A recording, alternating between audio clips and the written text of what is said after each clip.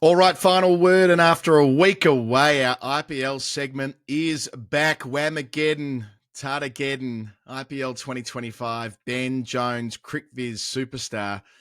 We are some 61 of 70 group games in. There was a little week pause, so we didn't do this segment last week. We won't talk to that, Jonesy, because Jeff and I have already done that fairly comprehensively. I should welcome you before we get into it, though. Hello. Hello. Thank you for having me back. I will say that your quest to not watch any of the IPL did get quite a lot easier for about 10 days, given there was nothing to watch. Yeah, I mean, and it's not even. I But have to luckily, say we're though, back in. Sorry, mate. I was just say it's becoming less and less of a quest. I feel like, yeah, despite all of the attention around what was going on around the pause in the tournament, and it wasn't clear whether it would even proceed for the rest of this window. I just feel like it's not been. I know nothing. I know even less about it than I normally do.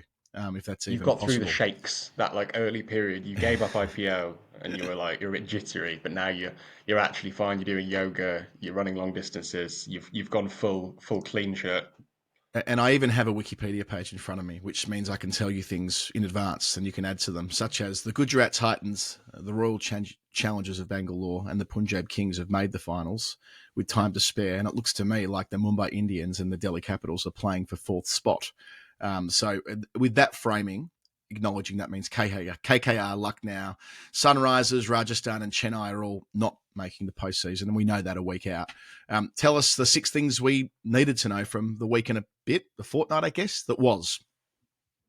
So we'll start ball one. Obviously, there's only been three games since we resumed the Tata, so you can imagine there's loads to talk about. Um, but the first one is legitimately quite impressive. So on Sunday night, Delhi Capitals played Gujarat Titans. As you say, Gujarat, we've spoken about them a lot in the last few weeks. They Mm. are fantastic side, dominated by this top order of Sai Sudharsan, Shubman Gill, and Joss Butler. And Delhi have been falling away. Delhi make 199 thanks to a great century from KL Rahul, and that I will talk about later. But I'm here to talk about the chase because faced with the opportunity to chase down 200, Gujarat do it none down. 100 for Sai Sudarshan, 90 odd for Shubman Gill. They barely play a false shot. They look the most Wow. controlled IPL batting lineup that I've ever seen. They That's wow. they were so, they were essentially perfect for, I was going to say 20 overs, but they did it with time to spare. There's only been three times in IPL history that an opening pair have made 200 runs in a partnership. Two of them have been Gill and Sudarshan. That's how Mhm. good these guys are in the Gujarat shirt. We've only seen twice, I think, teams have chased over 200, none down. There was an instance with Rizwan and Baba a few years ago when they chased it against England. But this is different because you could almost guess that Rizwan and Baba might do that at some point because they don't score that quickly, but they never get out. So you're thinking that one day they're gonna get a 200 plus total, but they're gonna eke over the line. These guys at Gujarat are doing it quickly. They're scoring quickly whilst not getting out. That's the secret to all batting. I don't know. I don't want to reveal anyone's secrets. I imagine that's what Kimber's book's all about. I haven't read it yet.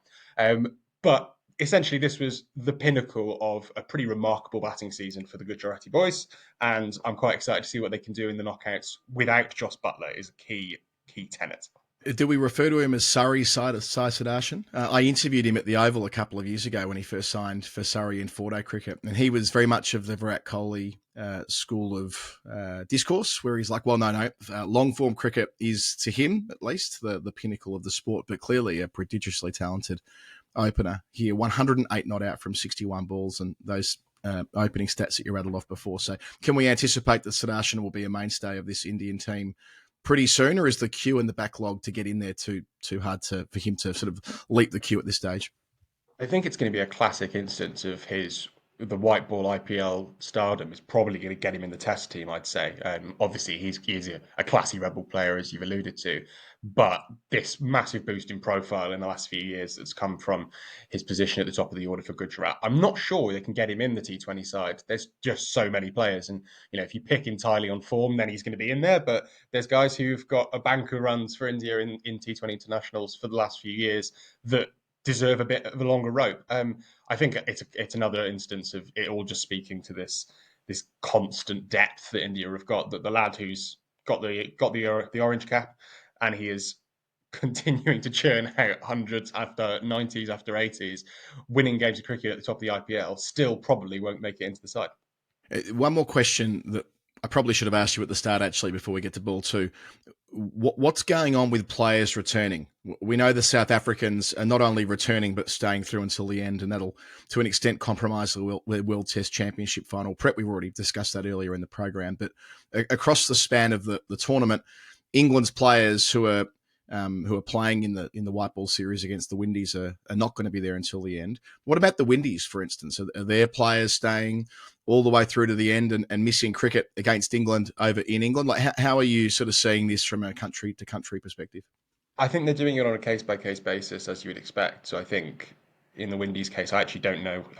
You've caught me on the hop there, but I think That's cool. in the Windies policy in general is is obviously very liberal to the players staying and missing bilateral white ball cricket. Given this is a different example, obviously, because of this late shift in the schedule and planning has already taken place. I'll plead the fifth on that. But No, that's fine. I think in general, the key story for Gujarat, like I mentioned, is that Jos Buttler, who has been phenomenal for Gujarat, is returning to play in that series with England, which is, I think, quite big of him, to be honest, given he's just been stripped of the captaincy. And it's a whole new era, brave new world under Harry Brook. But it's going to damage Gujarat a lot because they are so reliant. I think when me and Jeff did our chat a few weeks ago, we were statistically it's the most reliant any team has been on their top three ever in T20s. Right. This Gujarat side, so taking a third of that top three out of it is going to make them even more precarious and even more inevitable that the one time this season they're going to fall over and be spit for three is going to be in the final against RCB, as to go with the prediction early. Always the way. It's all the political side of it is all very much up for grabs, I think, on a player's basis. Okay. Ball two, we'll rattle through a few balls here in the middle of the over. We'll do as Richard Asia would do and get a 75-second over in. Lovely stuff. KL Rahul makes 112 unbeaten off 65 balls for Delhi in this game against Gujarat. It's in many ways not a particularly remarkable innings, other than the fact that it was a century. It was classic KL Rahul. There were some beautiful shots. There was a shot back down the ground off one of the quicks that looked for six. That looked very much like the Virat shot off Haris Rauf at the G a few years ago in the T20 World Cup. He looks as good as he has ever looked in T20s, and he will be hoping to carry that form into the Test series against England. But the reason I wanted to raise it was because KL Rahul is now the first man to make an IPL century for three different teams in that tournament, which I just think it speaks to his very specific quality. He is always good enough to score 700 runs in an IPL season and make a century, be a captain, be a franchise player. But he consistently is never one. He never is retained. He's never kept for more than one cycle. He's at RCB for a few years. He then moves on to Punjab. He then moves on to Lucknow. He then moves on to Delhi. And there's just this quite. It's almost like the in football we used to talk about the Darren Huckabee zone, which was like you were too good for the championship. You'd bang in 30 goals in 40 games, and then you'd get promoted and you'd struggle. You're not quite good enough. I don't think it's a quality thing for KL. He's a genius player, but for whatever reason, teams build a side around him. He scores runs. He's the captain or the vice captain or a leader in all but name. And then he's moved on. And I just think it's quite a strange career that he's had. I'm hoping that he has this last few years. I think he's into his early 30s now, where he can kind of step on and just become a bit more consistent across all formats in selection, but also in the IPL, just actually almost make a name for himself at one team. And I think Delhi's as good a place to do it because he's got backing from the club in terms of they've spent money on him. I think they would have spent a lot more money on him. And he's not the leader Akshat Patel is. So he's got that bit more relaxed environment, a bit less responsibility. And I just hope that it works out for him in the next few years. Yeah, he's certainly highly respected. The way that in the Border Gavaskar last year, the way the Australians spoke about KL Rahul, despite the fact that he'd been in and out of the Test team at different points in contests against Australia across the years. But they hold him in very high regard. Okay, ball three. Ball three, as you referenced, it's the big one tomorrow, 4th, 5th, 5th, Mumbai versus KL Rahul's Delhi Capitals. It's a must-win for Delhi. They are in 5th. If they lose, they are out. And if they win, it's not entirely through. They're not entirely through to the playoffs. It would go down to the final game. Both Mumbai and Delhi in their final match play Punjab Kings, who, having already qualified for the playoffs, may just be a little bit on the beach, just resting a few key players and just trying to nurse everyone to full fitness. So you'd hope that both of those sides will beat Punjab in the final game. So tomorrow, 21st of May on the Wednesday, it is going to be an absolute blockbuster because Mumbai have looked fantastic, but they have slipped. And Delhi have rather done the opposite. They started well and have fallen away. So it's an out of form side versus a side that's starting to lose a bit of its juggernaut status. And whoever wins that, I think, will be the weakest of the playoff sides, And it's but will crucially still be in the tournament. Yeah, right. And that's a home game for Mumbai, so it's the Wankhede keeps the doctor away. Ball 4.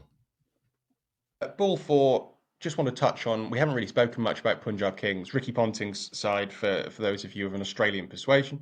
And that is very much the makeup of this Punjab side. I just want, this is a silly one. We could talk about the cricket, but I just want to push some silly agendas. There are 5 Australians that have played for Punjab this season. I think it's only 4 times in history of the IPL that a team has had more players from one country, not India.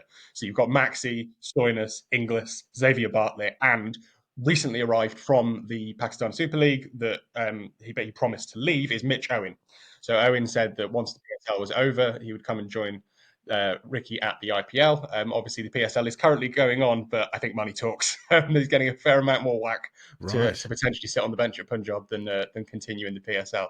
So I just thought people often talk about how Punter's Australian obsession slightly dictates his signings. And I think people can get carried away with it because he's generally signing really, really good players, regardless of where they're from. But it's just quite funny that statistically now we have got a bit of backing to say, yeah, Ricky will check the passport before the cricket info stats, maybe. Okay, the square leg umpire saying 2 balls to go. Very quick one. For once, I've relegated RCB to the 5th ball of the over, and that's because their game on Saturday afternoon was very much rained out, like biblically rained out. Oh, yeah. We were following this because I was doing the Sky game over at the Oval, and we were meant to go to IPL coverage at 10 to 3, in that usual way, right? The IPL would supersede the county championship, but it just kept raining at the Chinnaswamy. So we stayed on the main channel until stumps. No complaints. It all worked out. It's the stars have aligned. But it was quite funny because it was the first game that Kohli was supposed to be playing since he'd announced his Test retirement, and there was this fan organised, not protest but celebration, to all wear white, to all wear like Test shirts to celebrate his Test retirement. Hang on. Everyone was going to wear Kohli knockoff white Kohli shirts to an IPL game. Yeah, this was the thing. This was the thing. And they actually do organise it pretty well. There's a lot of white shirts there. The problem is, of course, there's no cricket. So it's all these lads, all genuinely, like thousands of people, all dressed up in their in their whites. And there's no Kohli to celebrate. So it all looks a bit surreal. But the reason I just wanted to raise it was because there were some quite funny scenes at the end. Like I say, it was completely biblical, and they got the full covers out. And Tim David, who seems to be having the time of his life over in Bangalore, whips the old top off and does a full surfing dive all the way across and travels about 35 meters. The technique's excellent. I'd encourage people to go and find the clip or the photos because it is quite funny. But yeah, RCB are in a bit of trouble because the rain in Bangalore is pretty relentless at the moment. They've got another home game in a couple of days that looks like it'll also be rained out. And that would leave them potentially in a really frustrating situation where they've won a huge number of games, but they won't make it into the top 2. We've spoken about the importance of making it into the top 2, so you go straight. You have that double jeopardy opportunity. But if the rain comes down, then suddenly it's out of their hands and they're losing a bit of momentum, and they won't have played cricket for about 3 weeks by the time they play in the playoffs. Right. So it's the stars aren't aligning for our RC boys, sadly. Okay. So they need a double chance in the old footy terms to make the second semi-final and get the double chance. But instead, there's Tim David practicing his belly slide, if you want to call it that, from the old slip and slide when we were kids growing up. Good to know. The life of a finisher in the IPL. Face 6 balls and slide around on the covers. What a world. Last ball of the over. I'm going to phrase this in a very particular way. The IPL has been quite weird for quite a few years. I think the IPL has taken 5 years to get over COVID, really.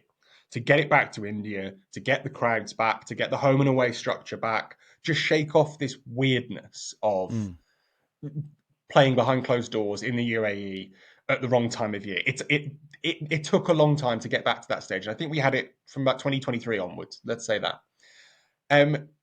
The current situation has slightly returned us to that weird vibe.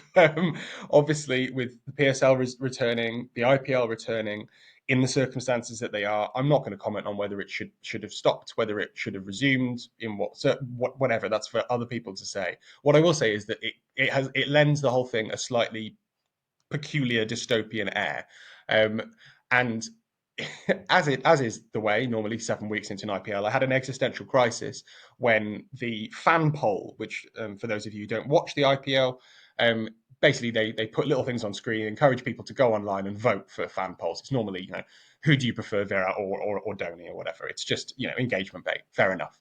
But the one in this one, after we just had, a big celebration of the return of the IPL, was a little thing came up saying, Punjab Kings, will they finish in the top two? Yes, no, or maybe.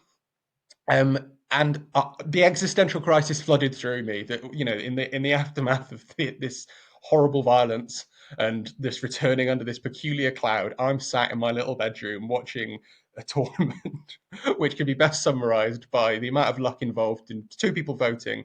Punjab Kings, are they going to finish? Yeah, no, perhaps. I can't quite articulate the peculiarity of this tournament right now, and I'm hoping that we shake it off Love because it. it's been a brilliant competition so far. The quality's been really high. I think it's been the best IPL in quite a few years, and the pause has obviously rather drained a lot of the energy out of the playoff race. It looks like if Delhi lose tomorrow, we've got a week of pretty much dead rubbers. And it's a shame. Basically, I think we have lost something with the delay, and I hope that we get it back with the stellar playoffs.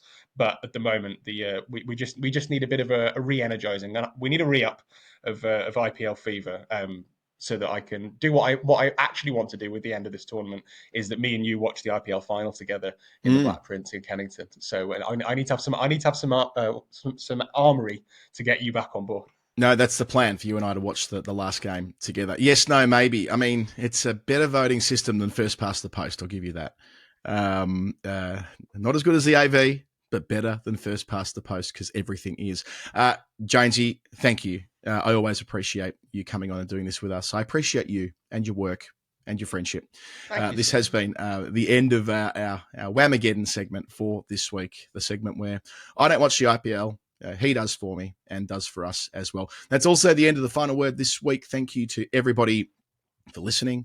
Thank you to our commercial partners for supporting, to Odin Mortgage and Tax, to Maurice Blackburn Lawyers, to every single one of our patrons that makes this enterprise viable week in, week out. I often say it's 250 EPs a year. It's actually more like 300 EPs a year, I've now realised. So that takes some doing, and it's only possible because of the foundation stone that is our patron. So patreon.com/the final word, be part of that. Story time this week, weekly shows, daily shows rather, coming up from Trent Bridge as well. Okay, that's it from us. Bye for now.